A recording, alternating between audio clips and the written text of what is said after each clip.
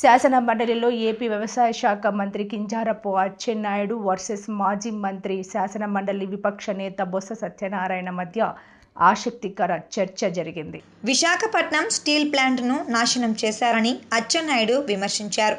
కేంద్ర ప్రభుత్వం నుంచి తమ ప్రభుత్వం అధికారంలోకి వచ్చిన తర్వాత నిధులు తీసుకువచ్చామని అచ్చెన్నాయుడు తెలిపారు. గాలి వచ్చినా గాలి రాకపోయినా తాను ప్రజా జీవితంలోనే ఉన్నానని అచ్చెన్నాయుడు అన్నారు. వైసీపీ ప్రభుత్వ హయాంలో జరిగిన అభివృద్ధిపై చర్చ పెట్టాలని బొత్స సత్యనారాయణ సవాల్ విసిరారు. ఎమ్మెల్యే మంత్రి అయ్యావు, ఇంకా ఏం లేదు అవ్వడానికి అని అచ్చెన్నాయుడును ఉద్దేశించి బొత్స సత్యనారాయణ విమర్శించారు. ఏదో మొత్తం ఎసెట్స్ ఇప్పుడే గౌరవ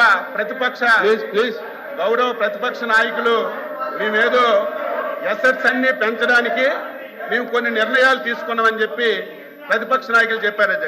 అధ్యక్ష రామాయపట్నం పోర్టు అధ్యక్ష 2019-24 అధ్యక్ష రామాయపట్నం పోర్టు వీళ్ళు ఎసెట్స్ పెంచడానికి ఈ రాష్ట్రానికి మేలు చేయడానికి పోర్టులు కడితే ఐఎమ్ వెల్కమ్ అధ్యక్ష.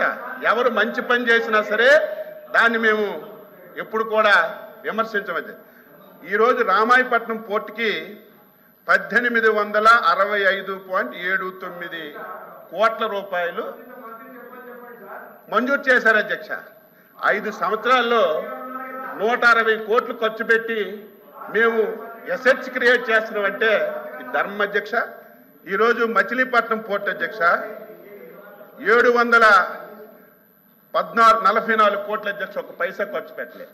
మూలపేట పోర్టు అధ్యక్ష 1158 కోట్లకి 240 కోట్లు ఖర్చు పెట్టారు అధ్యక్ష.